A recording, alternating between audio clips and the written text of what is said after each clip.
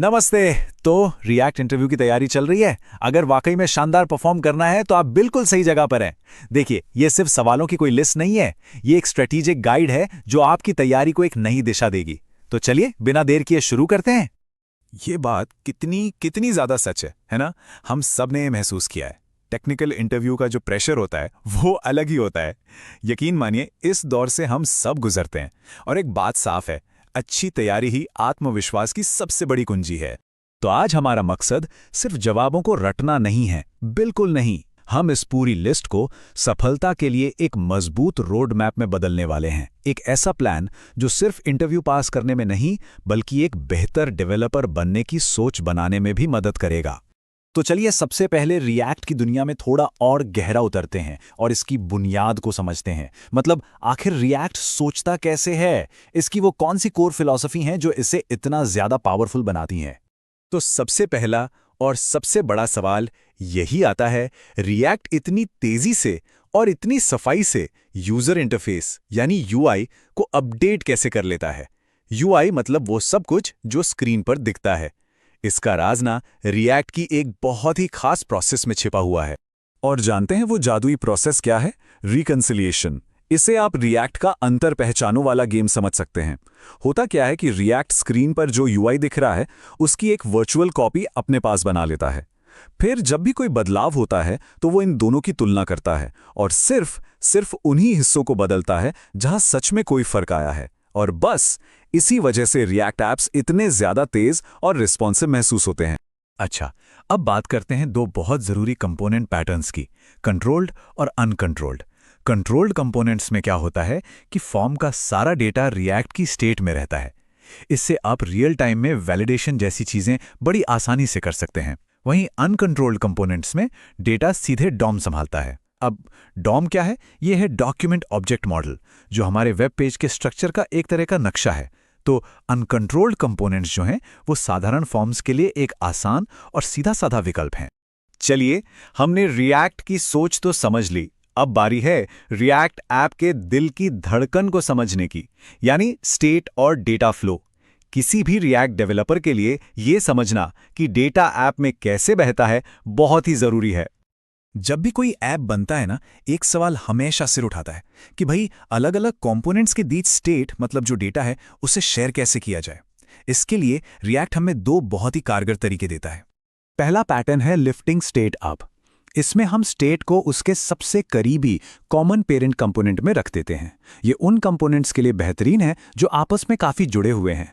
दूसरा है react context, जो ग्लोबल डेटा जैसे ऐप की थीम हो गई या लॉगिन यूजर की जानकारी, उसे हर कंपोनेंट तक पहुंचाने का एक शानदार तरीका है, वो भी बिना प्रॉप्स के जाल में फंसे।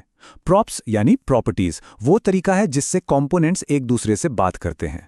अब ये जो हुक है ना, यू इफेक्ट, यहां पर बहुत लोग गलती करते हैं, खासकर इसके डिपेंडेंसी एरे के साथ। तो इस पर जरा खास ध्यान दीजिएगा। अगर कोई एरे नहीं है तो इफेक्ट हर एक रेंडर के बाद चलेगा। अगर खाली एरे है तो सिर्फ एक बार चलेगा, पहले रेंडर के बाद। और अगर एरे में कोई वैल्यू है तो ये इफेक्ट सिर्फ और सिर्फ तभी चलेगा जब वो वैल्यू बदलेगी। इसको समझना सच में गेम चेंजर हो सकता है। देखिए, सिर्फ कोड लिखना ही काफी नहीं होता। एक अच्छा डेवलपर अपने टूल्स को भी अच्छी तरह समझता है। तो चलिए अब थोड़ा कोड से नजर हटाते हैं और उन फाइलों और टूल्स को समझते हैं जो हर मॉडर्न रिएक्ट प्रोजेक्ट की नींव होती हैं। इस टेबल को अपने प्रोजेक्ट का नक्शा समझिए। पैकेज.json आपके प्रोजेक्ट की कुंडली की तरह है, जो बताती है कि इसे चलाने के लिए क्या क्या चाहिए। पैकेज lock.json ये पक्का करता है कि हर डेवलपर के पास डिपेंडेंसीज के बिल्कुल वही वर्जन्स हों। डिपेंडेंसीज वो कोड है जो ऐप को चलाने के लिए जरूरी है, और डेव डिपेंडेंसीज वो टूल्स हैं जो सिर्फ डेवलपमेंट के समय हमारे काम आते हैं। कमांड लाइन पर अक्सर इन दोनों में बड़ा कंफ्यूजन होता है, तो चलिए इसे आसान बनाते हैं। npm एक मैनेजर है, वो पैकेजेस को आपके प्रोजेक्ट में इंस्टॉल करता है और उन्हें मैनेज करता है। वहीं npx एक रनर है, वो किसी भी पैकेज को बिना इंस्टॉल किए सीधे सीधे चला देता है, जैसे npx create react app command, जो आपके लिए एक नया रिएक्ट प्रोजेक्ट तैयार कर देता है। तो अब जब हमारे बेसिक कॉन्सेप्ट्स मजबूत हो गए हैं, चलिए कुछ एडवांस पैटर्न्स की तरफ बढ़ते हैं। ये वो टॉपिक्स हैं जिनका इस्तेमाल इंटरव्यू लेने वाले अक्सर आपकी गहरी समझ और अनुभव को परखने के लिए करते हैं। ऐप में एक पेज से दूसरे पेज पर जाना यानी राउटिंग दो तरीकों से होती है। सर्वर साइड राउटिंग वेबसाइट का पुराना पारंपरिक तरीका है, जहां हर क्लिक पर सर्वर से एक नया पेज आता है। दूसरी तरफ है क्लाइंट साइड राउटिंग, जहां ब्राउज़र खुद ही पेज बदल देता है बिना रीलोड किए।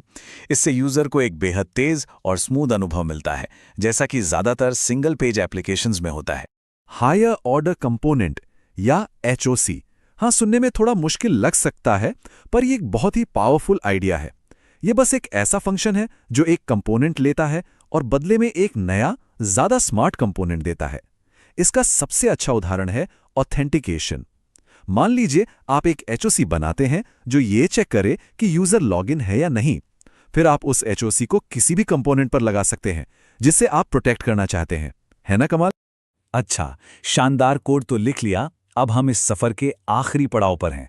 इस कोड को ऑप्टिमाइज करके दुनिया भर के यूजर्स तक कैसे पहुंचाया जाए, ये है बिल्ड और डिलीवरी का पूरा प्रोसेस। यहाँ 3 ज़रूरी कॉन्सेप्ट्स हैं। सबसे पहले बंडलर्स, जैसे वेब पैक या वीट। ये आपके सारे कोड को एक साथ पैक करके ब्राउज़र के लिए तैयार करते हैं। फिर आती है ट्री शेकिंग। ये एक तरह की सफाई प्रक्रिया है जो आपके फाइनल बंडल से वो सारा कोड हटा देती है जो इस्तेमाल ही नहीं हो रहा। और हाँ, हॉट मॉड्यूल रिप्लेसमेंट, ये डेवलपमेंट के समय का एक जादू है जो आपको बिना पेज रीलोड किए बदलावों को तुरंत देखने की सुविधा देता है। कोड स्प्लिटिंग आपके ऐप को तेज बनाने का एक और शानदार तरीका है। होता यह है कि एक बड़ी जावास्क्रिप्ट फाइल बनाने के बजाय आपका बंडलर कोड को छोटे छोटे टुकड़ों में बांट देता है।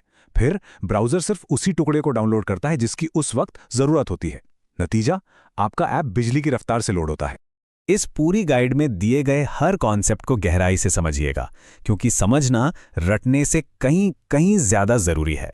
आपके आने वाले रिएक्ट इंटरव्यू के लिए ढेर सारी शुभकामनाएं।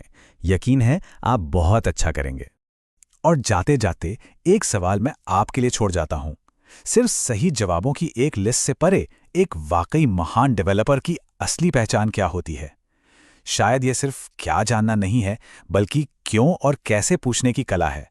इस पर सोचिएगा जरूर।